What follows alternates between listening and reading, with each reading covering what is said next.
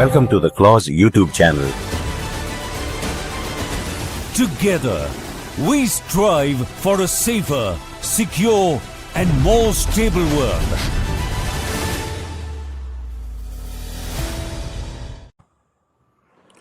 Good evening, everyone. Welcome to Strategic Frontlines, the official YouTube channel of Clause. And today we have with us Major General Mahesh Moolri. He was the Additional Director General of Telecommunication in Indian Army. Currently, he is the Director of Cybersecurity Company. Please also welcome Colonel Relia. He was a part of Special Forces. He was a consultant of Retd, which is a Geneva-based company. And currently, he works as Chief Security Officer for Cybersecurity Tech, Athenia Tech. And he's also the author of Cyber Warfare, Implications on National Security. I welcome both of you to this podcast. Thank you, Dr. Roshan. Today, we are going to discuss a very important topic, which has the power to disrupt, degrade information systems, critical infrastructure, communication networks. We can say that it is the new frontier of modern conflict, and that is the cyber warfare. We know that it involves both offensive and defensive actions, targeting national security, both government and civilian, as well as military assets. We also know that it can be carried out by both state and non-state actors, terrorist groups, hacktivists, and most importantly, the attribution is very difficult and complex. So my first question is to General Moolri. What is the present day threat landscape of India? And what are the different ways in which cyber warfare can happen? What are the tools which the cyber hackers they use to attack? Ma'am, if you ask me, the cyber landscape, actually it is, to say in a few words, may not be that simple. Yes, the threats are all imminent. The threats are everywhere. And as our dependencies, ma'am, they increase on digital infrastructure, our vulnerabilities also increase. You see, anything in this world, when you are dependent on that, your vulnerability increase. And today, there's no way of moving back. Our dependency on this digital world, which we created, is increasing day by day. You saw a small example in Nepal, where just 26 applications like Facebook, YouTube, WhatsApp all were banned, and you see what happened. You can just imagine the dependency. And this was just some applications which the young generation is very fond of. Now think of the landscape where, let us say in India, the UPI goes out for a few hours. You can imagine now, today we have even stopped carrying our purses. What will happen? Then now imagine with 35 smart cities coming up. What will happen? You see in the Ukraine-Russian war, they attacked.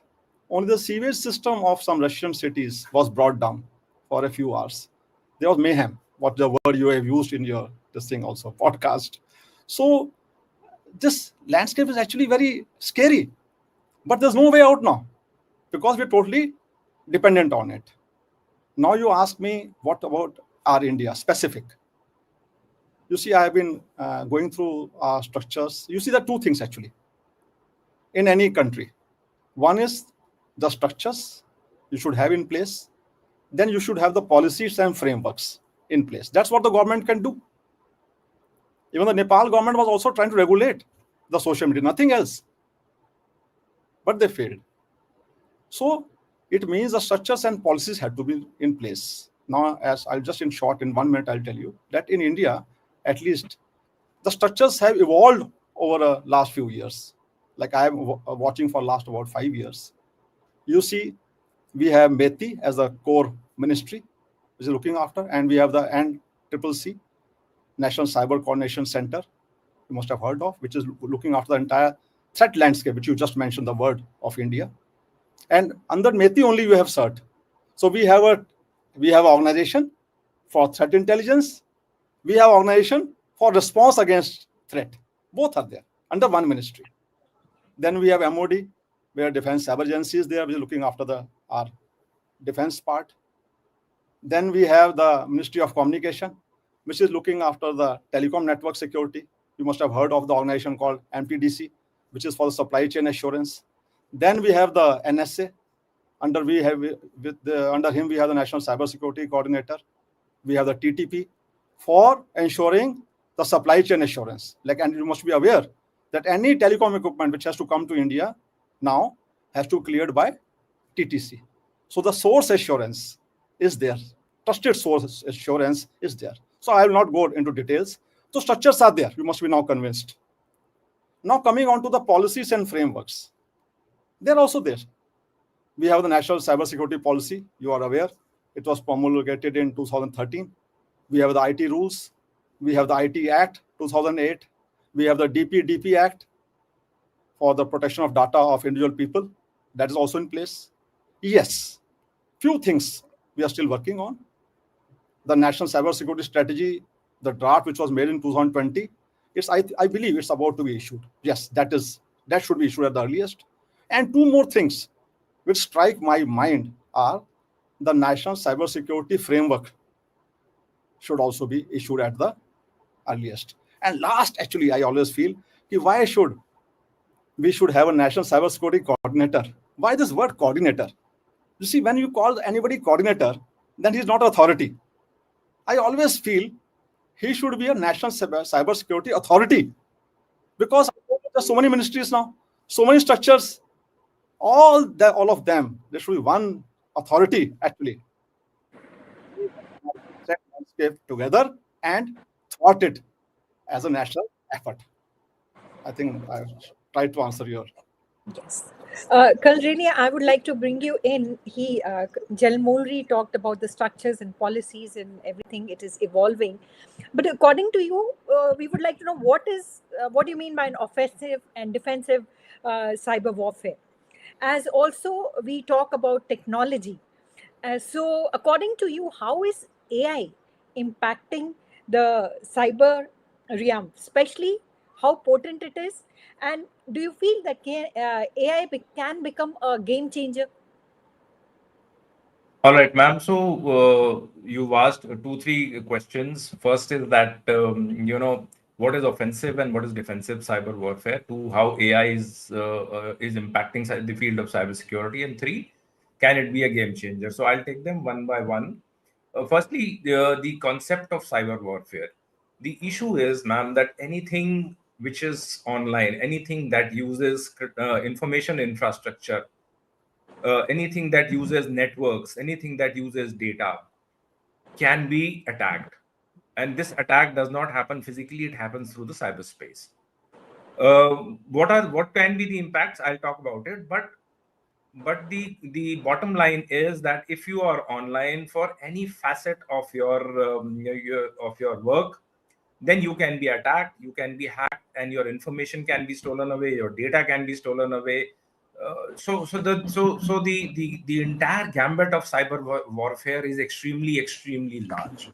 Now, coming to what the offensive part of the cyber warfare, what are the three pillars of this warfare? The first is espionage. As the name suggests, it is about getting information, stealing information, getting to know about networks, getting to know what the other side is trying to do. So the hackers are constantly looking at information because it helps them, one, plan their attack, two, this data which they steal is stolen, is thereafter sold in the market, in the dark web. So today, dark web is the place where you can go and buy any kind of data, any kind of information. Nation states are indulging into cyber espionage. It's a very interesting field. This is the first pillar of offensive cyber warfare. The second pillar, according to me, is subversion. Now, we've all heard of humans being subverted, but today machines can be subverted, networks can be subverted, the entire system can be subverted. And there has been a case way back in 2007 where apparently the Israelis hacked into the Syrian air defense system and subverted it and made it work for them. where it was showing a picture where as if the airspace is completely normal while a air attack was going in on one of the nuclear facilities of Israel. So today, even the entire systems can be subverted using cyber attacks. And third, of course, is the most famous sabotage, where you try and bring down systems. It could be denial of service attack, it could be a ransomware attack, it could be man in the middle attack, it could be a supply chain vulnerability, like the general was trying to say. So there is the entire armory of offensive cyber warfare is rather large, and to prevent against this sabotage, to prevent against subversion, and to prevent against your information being lost to enemy espionage activity, you have to undertake defensive cyber warfare. You have to put in every facet, every aspect to ensure that your networks are safe, your networks remain robust when you need it, and at the time of when the decision making time comes. Cyber warfare was there a few years back, but the way it is changing, recently we saw this a short conflict between India and Pakistan, Operation Sindoor, where one thing that came up, very very significantly was misinformation and disinformation. So today, I feel that though initially even I thought that there were only three pillars of cyber warfare, but today I feel that misinformation and disinformation campaign and actions that we need to take against these campaigns are also a part of cyber warfare, though it is information warfare. But I feel that cyberspace today needs to gear up for such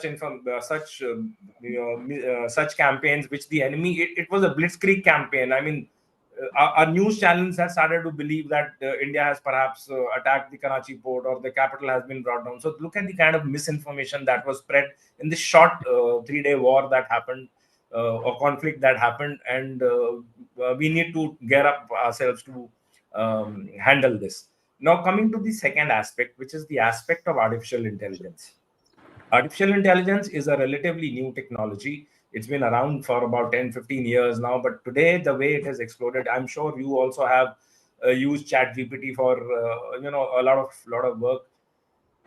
So if you and I are using artificial intelligence or in some form, hackers too are using it, and nation state, non-state actors backed by nation states are also using it. And this technology has changed how cybersecurity or cyber attacks today look. Today we are talking of something called a polymorphic malware, which can be created using AI tools. A polymorphic malware is something which changes its forms after an attack has gone in. So look at it that how difficult will it be to even detect such malwares. Then we are talking. Then these hackers are carrying out, or these actors are doing something called automated vulnerability scanning.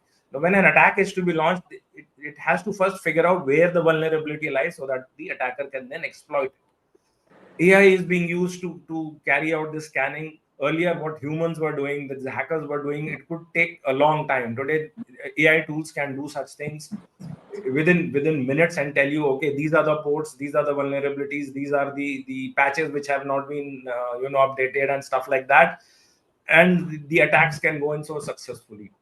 Then when it comes to cybercrime, social engineering plays a very important role. So social engineering is today using AI to look at absolutely genuine, to make you fall into a trap without even doubting that there could be something wrong. So AI is being used in every facet of an attack today, whether it is target prioritization, evasion techniques, how an attack can evade the defenders, techniques that have been employed.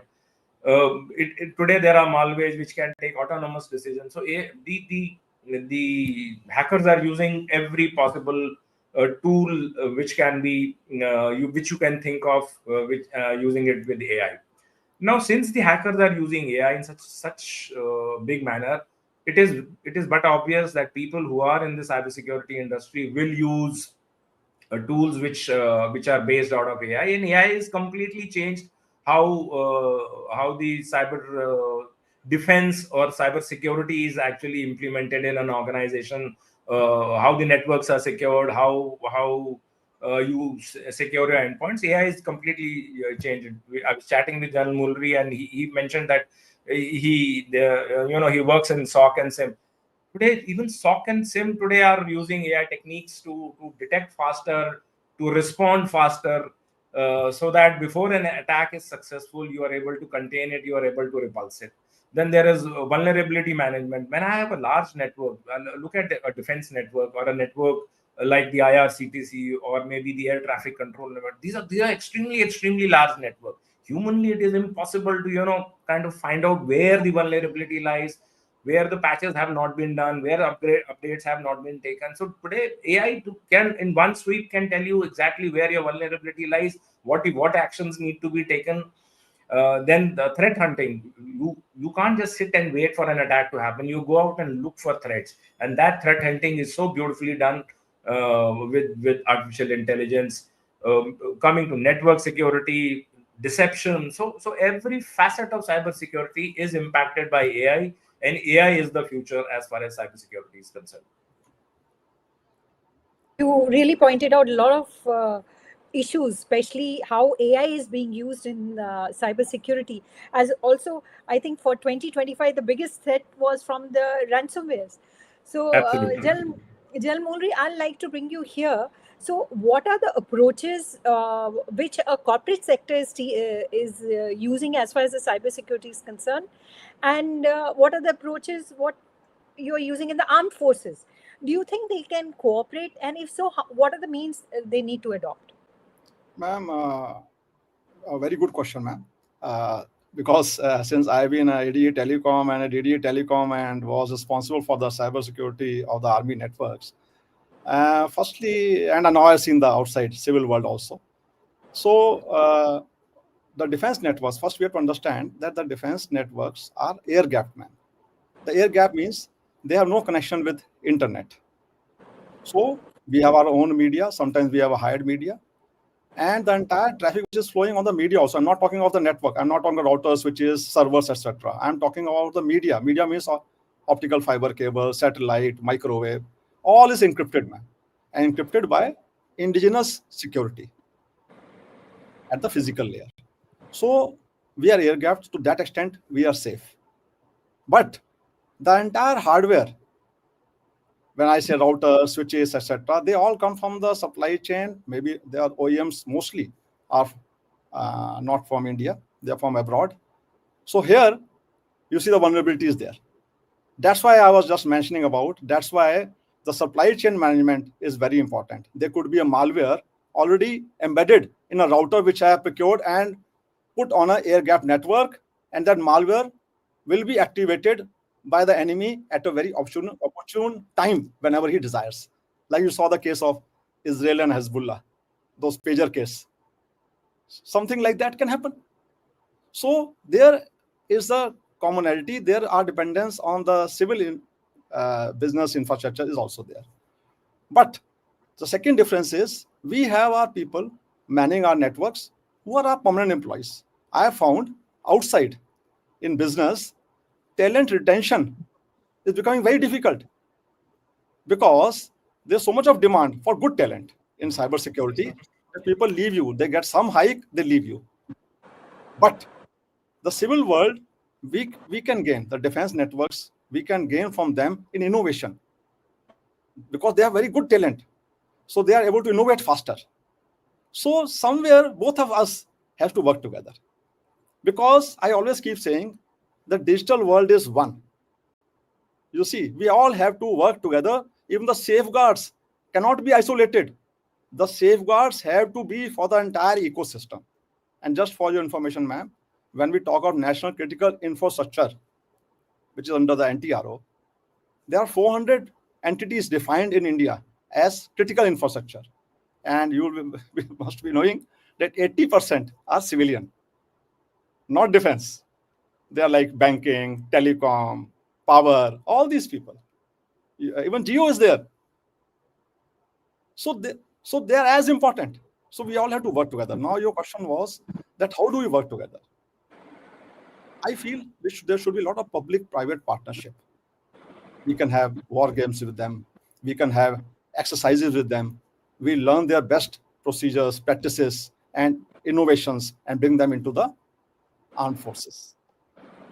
So this is the way. There's no way that we can work without each other. We should be able to share, like Relia was saying, threat intelligence. Threat intelligence has to be shared by all the organs of the state with each other. Even response can also be a consolidated, integrated response by all the organs of the state. So there's nothing like, but one issue I have found with business, which I want to highlight here, is that business, the main aim, ma'am, is profit. Yeah. He does investment on cybersecurity only that much that is required. His aim is not cybersecurity. He is going for cybersecurity to ensure his survival and profit. Defense networks, we are looking after cybersecurity. We don't have financial constraints like business. We are looking for the national security. There's a big difference. So you'll find, especially in our country, these small businesses, they don't invest that much. They can't. They take it easy. So they become a big vulnerability in our supply chain, because they're also supplying certain equipment, parts, OEMs, softwares, applications. So this all has to be now. That's why you must have noticed recently the SEBI has issued a guidelines last year only in 2024, where every broker has to have a cybersecurity audit at least twice a year. They made it compulsory now. All financial institutions had to have cyber audit. So such things will help in improving our ecosystem and making our nation more cyber secure. Just one point I want to add about AI, what Relia was mentioning. I had missed out there. India, we still don't have Indian AI risk management framework, ma'am. This is the right time now. We should also have a Indian AI risk management framework as well. The time has come, ma'am, because dependency, as Relia brought out, on AI is so much, and that's the future, ma'am. Thank you. Relia, I would like to bring you in as General Moolri was talking about the AI risk management framework. So, do you think that European Union or the Australians, they have all those kind of sandboxes? What they call.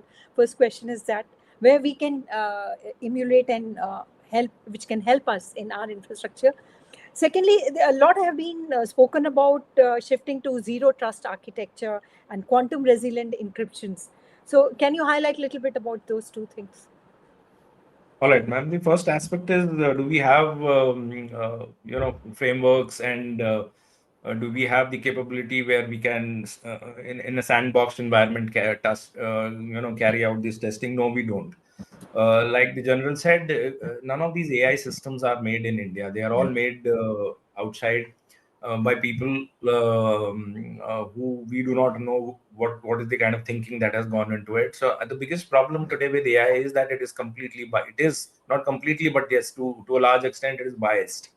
It has issues like against gender. It has issues against race, color, and stuff like that. So we do not know. So we have a box in which you give an input and it is giving you an output, which is supposed to be an AI output. But we do not know what is the process that is happening inside. What are the algorithms that are inside? What is the flow that these algorithms are following? We do not. So when it comes to doing a sandbox kind of a testing, no, we do not have the capability as of now. We also do not have. I don't see anywhere on the horizon right now where an Indian AI system is going to be coming into the market soon, because AI is an extremely money-intensive process. It's a very, very expensive process. Today, if I want to invest into LLM being made into, which is Bharat LLM or whatever you want to call it, the wait period with the most companies who supply you the GPUs like Nvidia is something like about a year. The power requirements are tremendous. The space requirements are tremendous. So and the money, of course, has to flow in. So who's going to invest in the Western world?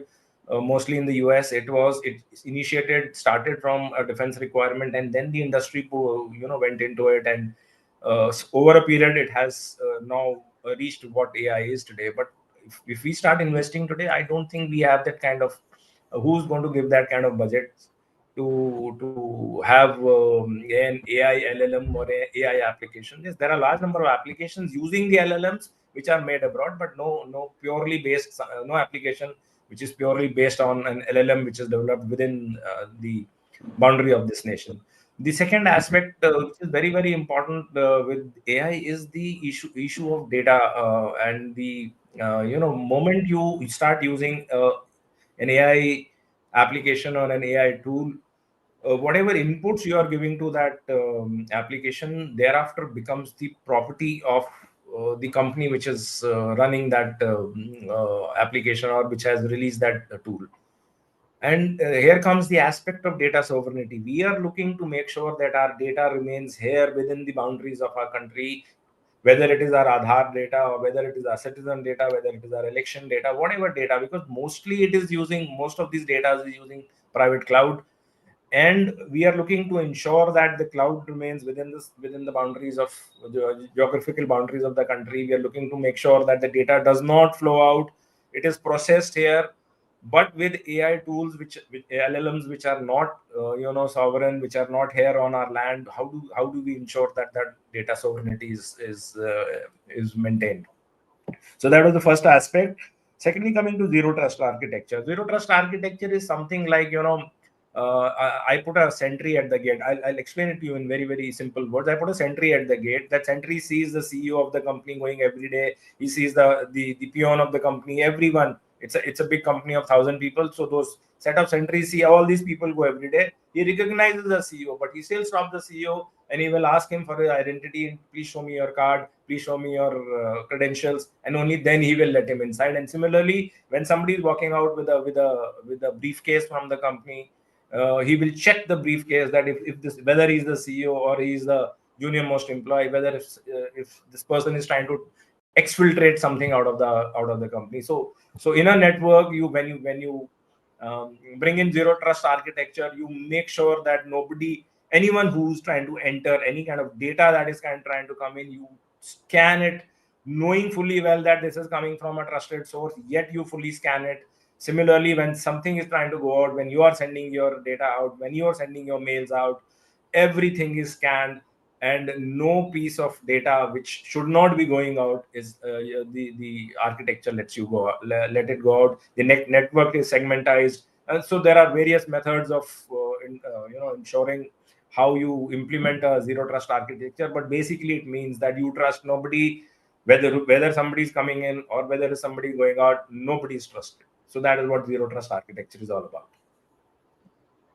General Moolri, I'd like to bring you in here. Colonel Relia was talking about zero trust architecture.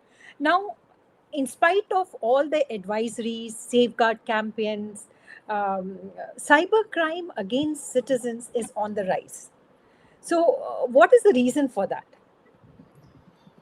Ma'am, I must tell you that about in 2014, in fact, I did my MPhil in cybersecurity, but you'll be surprised, my subject was the human approach on cybersecurity, because I realized, even in telecom networks also, or my 40 years of experience, that ultimately the weakest link in any chain becomes the human being, especially in cyber domain and telecom domain also, I found. And like Kalan Relia brought out, if a briefcase has to be checked, it has to be checked. It's not that the CEO is there, his briefcase will not be checked. But a human being, I don't know how it's like that. Whatever advices are there, everything is there. He will still try to not follow the SOPs, the rules, the procedures, and that's how we get compromised. Actually, most of the problems come from the endpoint. So now we were like my company also. We also have tools for endpoint security also, but still you'll find something happens.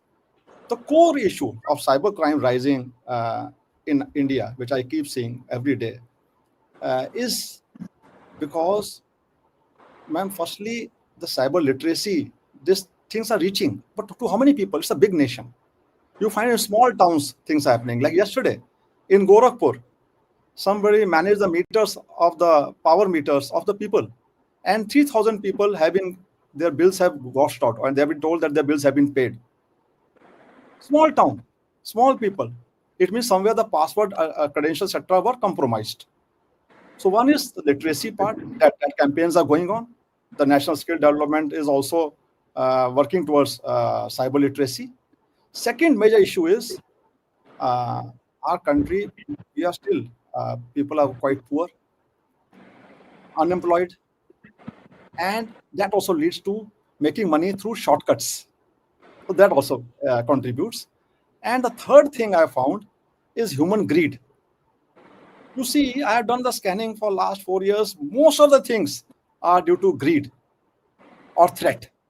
Threat, like 2 days back, I got a call from some deputy SP of CBI. I said, what do you want? He said, sir, aapka something has come in custom. And I said, get out. I could talk like this because my heart, my everything is clear. Now, just imagine somebody who's involved in something wrong. He gets scared and he falls prey. And second is greed. You find all these scams will double your money in 3 days, or your gift has come there. All those things are happening. So now greed, etc., you can't control. But yes, you can control cyber crime prevention steps. So a big step has been taken by the Home Ministry. You know the organization called I4C, Indian Cyber Crime Prevention Control Center. It is there. They're issuing a lot of advisories, but still they're understaffed. It's still evolving. So cyber crime, actually, you see in any police station, it's a small department with just 2-3 people as of now in every district. It is evolving. So that has to evolve, where the punishments also become deterrent and fast with good forensics. Forensics on cyber is also evolving. So it will take some time to arrest this trend. But yes, I'm very happy that things are moving in this direction. And we can look up to, I can see now, even a common man is becoming aware. He doesn't have to click on a mail attachment, which is not aware. He is not supposed to attend any unknown number. People are getting aware. But I think it will take time. But we are moving in that direction. And things should work out.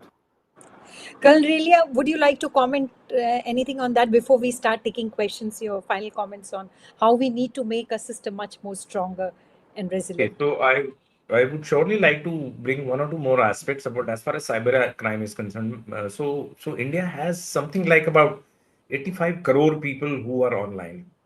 This is a huge figure. I mean, it is more than the total population of United States of America and Europe put together. Now, when you have such a large base, and mostly the population is unaware of the kind of threats that are there online, so obviously people are going to become victim of frauds and crimes. So that is perhaps one of the biggest reasons, that lack of awareness. The way cyber crime is evolving each day, there these fraudsters are finding newer and newer methods of committing frauds, committing crimes. The law enforcement agencies are unfortunately unable to catch up. Judiciary is certainly not caught up there, but law enforcement agencies is trying its best. Day before yesterday, I was with the DG Police of Assam, where we were doing a session on cyber forensics. The police is putting in its best, but perhaps at the national level we need to have more effort. Thirdly, crime is a state subject. It is supposed to be tackled by state police, and this cyberspace has no jurisdiction. There are no boundaries. A fraud is initiated from Jamtara on a man who stays in Mumbai but is presently traveling and is in Delhi, and his credit card is stolen and is used in Cochin. So look at the complexity of the crime. Whose jurisdiction, which police should handle it, which organization should handle it, and that is why perhaps, like Jan Moolri said, that there is an organization called I4C. I regularly interact with them, and they are the coordinating agency, apex coordinating agency at the national level, which coordinates between various state polices. But yet there is tremendous amount of more effort required, because one organization, so many state polices, so much of cyber crime has grown exponentially, and it will continue to grow exponentially till we find solutions, till we find, like recently this one service provider has brought in this caution that comes with a call, that this could be a spam call. So we have to stop taking these spam calls. We have to stop answering to spam messages. We have to stop clicking on links. There is tremendous amount of awareness that the public needs. Until that comes, I think cybercrime will be very extremely difficult to tackle. Can we take few questions, because we've got a lot of questions? Sure. Okay, this is by Mr. Akash Sadani. Malware is considered to be omnipresent in the digital environment. It can take the form of phishing, social engineering, and so forth. What are your views on that? Basically, he's asking. So malware is, it's like, when you're attacking in physical space, you use a weapon, you have a gun, you fire, a bullet comes out, it goes and hits the target. Similarly, when you attack in the cyber domain, you have a carrier which could be a phishing or a social engineering attack, wherein the person clicks on a link. The biggest of scams, the biggest of cyber attacks, whether they are on banks, whether they are on telecom, actually all start with the innocent looking phishing email. So it is a phishing attack which happens. A person clicks on a link, a malware gets downloaded. That malware then establishes a communication back with the command and control server of the hacker. Then the hacker pushes in more. Now the payload comes. He puts in a ransomware. He may put in some other whatever. It depends on what he is looking at. If he is looking at money, he will encrypt your data. If he's looking to steal your data and give it to your competitor, he will exfiltrate the data. If he's looking to sell it on the dark web, he will again exfiltrate the data. So it's all depends on what the hacker is trying to do. But it starts with a phishing attack, which is helped by social engineering, and then the main payload comes, which could be a ransomware attack, or which could be something else. It could be a Trojan or whatever. This is another question. It's an interesting question by Gitanjali. She says the cyber strikes to cripple the country is definitely part of warfare. In today's day and age, where heavy dependency on digital network is common, is India ready to counter? I will just take on this. Yes. You see, in cyber warfare or cyber strikes, you can never say that are we ready. It's an ever-evolving cyberspace. It's a cat and mouse game. Every day, new tools, new malwares, new ransomwares, new ideas will come up, and we have to keep thinking of innovative ways how to tackle them. So it's never a state that now we are safe. You will never reach that stage. It's ever-evolving. This we have to understand, firstly. Now, second is, what are we ready? Yes, that's what we covered in our presentation, that the structures are there, the policies are there, the frameworks are there, people are working towards that, AI initiatives are there. So everything is working towards that direction. Yes, but now you may say that I'm cyber safe. Still, you may not be safe. Like Relia brought out, the enemy, and including we also, are scanning our adversary networks day in and day out. Even ransom people, commercial ransom people, they may extract your data. They may not ask ransom for next 1 year. They keep waiting for opportune time. Same is what the enemy country does or adversary will do. They're scanning our networks. They'll bring them down when they need it. Why today? So how can you say that I am safe? You may be feeling safe, but your network, the weaknesses are already known to your adversary. So what is the way out? It is working day in and day out in securing our networks, following SOPs, procedures, and implementing them ruthlessly. There's no other way. There's no shortcut, actually. Basically, Yes, you no have to shortcut. follow the SOPs each and every time. And every day There's is evolving. Every day something Yes. new will come. Yes. New will come. So it's a constant process. You have to Yes. be at I it. said a cat and mouse game. It's continuous. Yes. This one, another very important question. This is by Amitesh. He says, Chinese are very good in cyber warfare. How much are we prepared to counter it? And I think you can also say, what are the other countries who are good at this kind of a cyber warfare? I think the Russians, the North Koreans, or do you feel any other country who's good at it? Ma'am, I will just take on this. Also, you see Ukraine-Russian war, ma'am. So much to learn from them. Today, like Amitesh, who's asking this question, he can be a cyber warrior. Today, cyber warriors, any citizen can be a cyber warrior, actually. You must be recollecting when they brought down their banking system of Russia, what did Ukraine do? They did crowdsourcing. What is crowdsourcing? A normal citizen with his small compute power of his laptop or computer, together, they become a botnet and they could launch a DDoS attack, that denial of service attack on the enemy, and bring down his servers. When the traffic becomes too much, the server is not able to handle, the server crashes.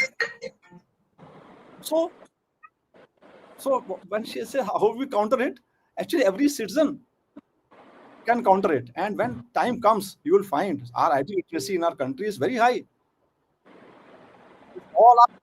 All every citizen may be a cyber warrior, and when you bring them down, they will tell us from where threat is coming. They will tell us the weakness of the enemy systems. They will help us bringing down the enemy system. It can happen. It is happening in Ukraine. So why can't it happen here? Can I add to that? Yeah, Relia, I also wanted to ask you, in China, they have what they call is the black caps or black hats, whatever you call it. They're all youngsters, and when they breach one level, they are paid some kind of, at the moment they breach another. So something of that thing we also have, or... Okay, so first part is the Chinese very good at cyber warfare. Yes, they are very good. So are the Iranians, so are the North Koreans, so are the Russians, so are the Americans, and so are Indians. What makes you think that Indians are not good at it? We are very good at it. Let me give you an example. We again going back to Operation Sindoor. The amount of, and we've carried out an analysis. We were working very closely. The company I work for, we were working very closely with the Defense Cyber Agency. We had augmented their manpower, and I've analyzed those attacks. Not a single infrastructure in India went down. Yes. And these attacks were not launched by just Pakistanis. They came from Bangladesh, they came from Sri Lanka, they came from Indonesia, they came from Iran. They came from all over. The attacks went up something like about 100 times. If there are X attacks happening on a routine, during Sindoor, those 72 hours, they went up to about 100x times. And yet not a single infrastructure in India went down. We do not know if there was China backing. We do not. I can't comment on it. So we are completely prepared for it. Yes, there will always be loopholes. There will always be some, like there were some websites which were hacked into and they were defaced. I don't call that a cyber attack. It is just feel good factor that I hacked into a website of a government organization, DRDO or so and so, and I brought it down for half an hour, 2 hours, 4 hours. That it has no meaning. These are public-facing passive websites. Unless it is an active website, like some you bring down like IRCTC or maybe a booking website like that, it has no meaning. Two, China has these their employees youngsters. So what makes you think we don't? We have tremendous amount of talent, but I will leave it at that India takes every possible.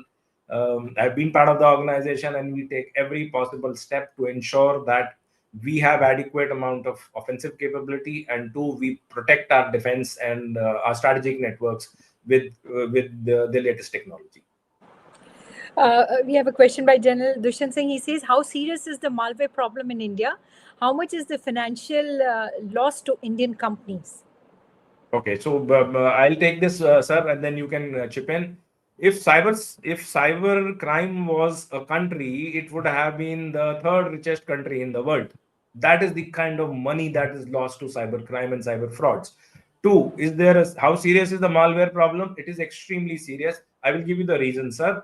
One, we as Indians do not believe in using genuine products. We'll buy a laptop, we'll buy a machine, but we will not install original operating systems. We will not install genuine firewalls. We will not install genuine antivirus software. We will get hacked or broken, downloaded from these sources, wrong sources. When you use such products, you have built a beautiful house and you've left all the doors and windows open because you do not get patches, you do not get updates.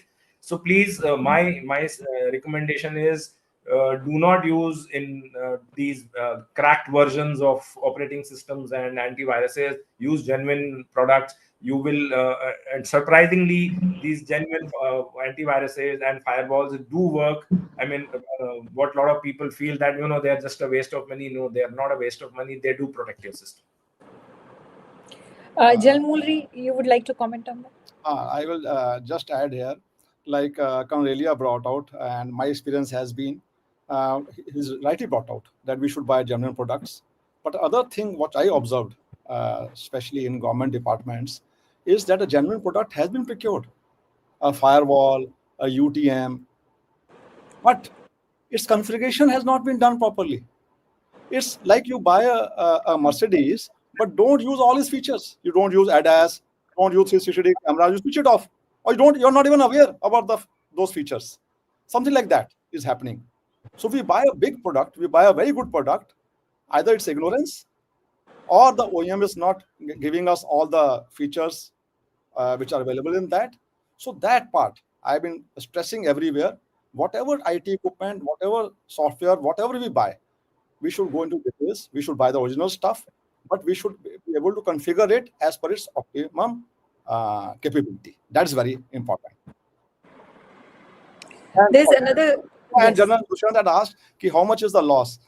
This again, my observation, no company ever brings out the actual loss in open source. The reason is that affects their reputation. And the body market, their share prices will come down the other day. So that never comes out. The actual figures never come out. Okay, what is the actual loss happening to business through malware? There's another question. This is Bhishma. He says Pakistan rely on cyber warfare when Indian Army and Air Force bombs them. They retaliate in cyber domain using troll accounts. Correct. It is absolutely Disinformation correct. and yeah. Yes, I already touched upon this, that the disinformation, misinformation campaign was tremendous. We need to, as a nation, look at how are we going to handle this. If something happens in the future, we need to be ready for it. General Moolri, will you like to add something in? Yes, I think Relia has brought out Okay. that we have to tackle it, and this is part of the game. Yes. So there's another question which is by Amitesh. He says that USA has ChatGPT, China has DeepSeek. Where is our AI module? Why we can't Under develop development our for own? sure. Under development for sure. There is a lot of money needed to launch. Like I said earlier, you need a lot of funds, lot of technology which needs to be imported.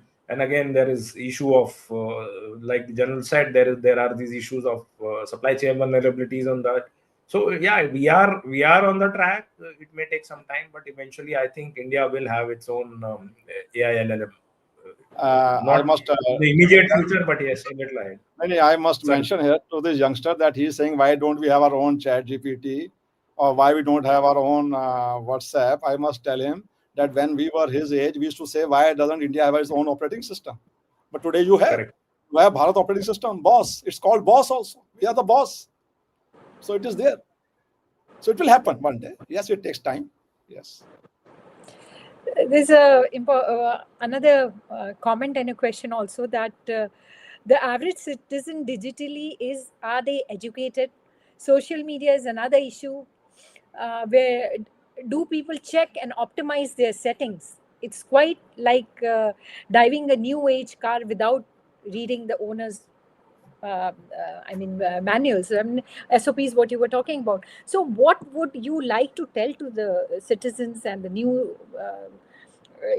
especially the people who are joining, what they need to do and on a regular basis? So is India, average Indian digitally educated? The answer is no, we are not. I'm associated with 3 campaigns, which is spreading cybersecurity awareness across the country. And what I personally feel is that we need to put in tremendous amount of effort in educating our masses, because the more educated they are, the better, the safer we will be. Social media is a menace. In fact, I recently did a podcast where I only spoke about social media. It's a menace today, and we do not know how to handle social media. We do not know where to stop, where to draw these lines. So there is tremendous amount of awareness that is required on social media. Coming to the aspects of your settings, yes, that is the biggest threat. Most identity thefts happen. Most accounts are hacked into because we have wrong settings. I was recently doing a session for a multinational company here based out of India, their office based out of India, and I asked the CEO to show his phone, and I went to the settings. He had given permissions to 23 applications to access his microphone and 21 applications to access his camera. Why should there be such accesses, permissions be there? Why should a booking application or a food delivery application have access to my microphone and my camera? There is no reason. So we need to be extremely careful. Please go to your settings, check out your privacy. Similarly, go to your social media account, activate your two-factor authentication so that your accounts don't get hacked into, they don't get your identity that doesn't get stolen. General Moolri, would you like to add on something? So, like he brought out, you must have noticed, as Indians, I don't know, we all, including me also, we all have a habit of not reading the user manual of anything in detail. Like we buy a mobile, like you said, we will not spend time to understand all the settings. And yes, for the masses is difficult also. Their literacy levels are such, they're not able to understand that. But we have to reach that stage. And same thing is happening into networks also. We will put a network device and not go into the details and read the user manuals about the settings, etc. So this is all pervasive. And I think truly today, actually, people are learning through hit and trial, actually. Nothing else. They're not reading the manuals. That's the issue. Colonel Relia, this question is, you touched on it. So if you would like to elaborate, this is the last one we'll take. It is by Govind. He's our cyber expert at our clause. Sir, in the face of AI-powered malware, how do we defend against it? A situation where the malware is polymorphic and constantly changing. So what are your thoughts about it? So to fight AI, you need AI. You can't do it manually, and there are enough tools today available to the cybersecurity professionals, which are AI tools, which detect polymorphic malwares, which detect malware, which are only scanning your ports. So when the ports are being scanned, so there are certain actions that the hacker is taking. Those actions are detected by using AI tools. So to fight AI, in simple words, to fight AI, you need AI. So one last question there is a lot of disinformation and misinformation going on. So how do we control that? I wish I knew how to control this. That? So, the basic thing is that do not trust what is trending on social media. This misinformation and disinformation campaign happens mostly on social media, and we get carried away. So do not trust what is happening on social media. There are today free tools available online which can detect deepfakes. Mostly deepfakes were used during the Operation Sindoor, where some old videos of other wars were modified to become videos of the conflict that was going on. So use these free tools that are available to detect deepfake.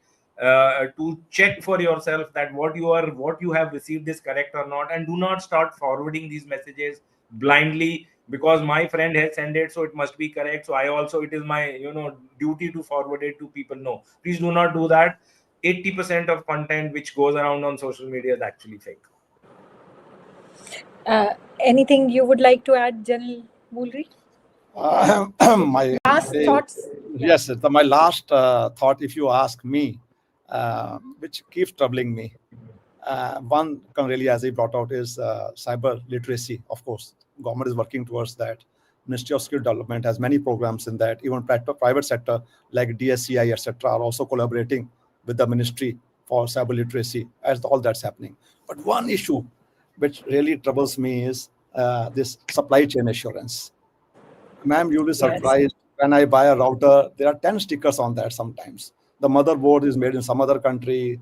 And I may think that I bought this router, which is not from my adversary, but some critical card, some chip may be from that country. And the malware may still be present there. Yes, today a big effort has been made by Ministry of Education and all, like MTCT and all, for supply chain assurance. But still, we are not at that level to detect malware in the chips. This malware today, how it's happening is we just take a undertaking from the OEM that there's no malware, and we believe it. I want to reach that stage. And And complementary with that stage, I want that till the time we reach that stage of malware detection, simultaneously we should start making these chips in our country. And I am very that way. I look forward because this Indian semiconductor mission, which has taken off so well now. So very soon, I think we'll be able to start making chips inside our country. So this threat of malware inside the chips will be obviated to some extent. So this is my last point: the supply chain assurance, which keeps troubling me day in and out, because our total dependency is on X import as of now. Jal Dushan Singh, we welcome you. Would you like to add something to it or ask them any questions? No, I don't want to ask any question.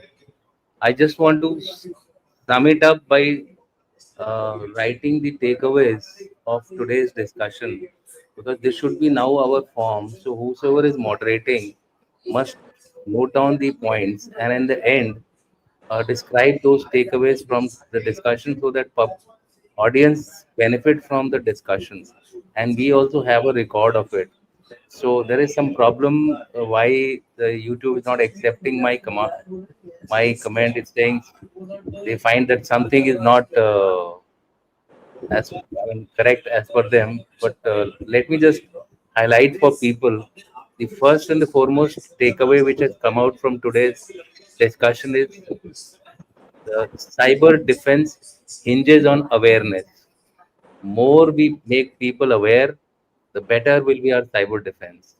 Regular updates of the systems is a must, otherwise, we will be prone to getting cyber attacked. Use genuine software and update it regularly. We do not fully exploit the functions of our software. So, therefore, there is also a need for us to understand the software and then use all its function. We normally just pick up the low hanging functions which everybody knows, and we would have spent almost lakhs of rupees on that particular software, and we are not able to use it. You take Turnitin or you take Canva, any kind of a software, we are unable to fully exploit it. Fifth is need for robust defense networks. Now, Jan Moolri has already highlighted that issue, but we need to now switch to hardwares being now uh, being part of our indigenous production. That's a priority. I thought probably one of you could have touched upon. You see, we already have so many systems which are getting outdated, right? I mean, people are upgrading to buying a new iPhone, new laptop versions. All the older versions have chips. Can we do something about collecting these chips through some kind of an initiative to recycle them? I don't know. We don't have to then go to the fabs. You know, we don't have to go to the fabs. Then next is uh, we cyber world is no more a choice now. We are all into it, and we have to live with it. We have to swim through it and have adequate guardrails so that we are not spited by it or not spiked by it. Then the next issue is it's the ocean. We know how to swim. We know how to swim through it. So therefore, uh, this idea of over protecting actually leads to underutilization. So therefore, we have to find out measures. I was in the US. They have everything on the internet only. They don't have even a separate network for themselves.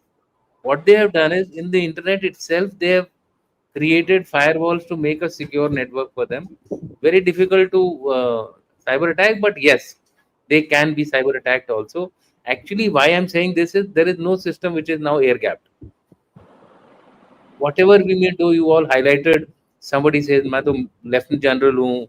I am allowed to carry a pen drive. I am allowed to carry, mobile phone of mine." So these are the things which actually become the breach points for our systems to get the Stuxnet, which was of the Iran. Was one of the methods by which they actually breached. There were many other aspects of it, but this was something. So we have to have that zero trust systems going on, but not overloading the system with so much of security that we are unable to use it only.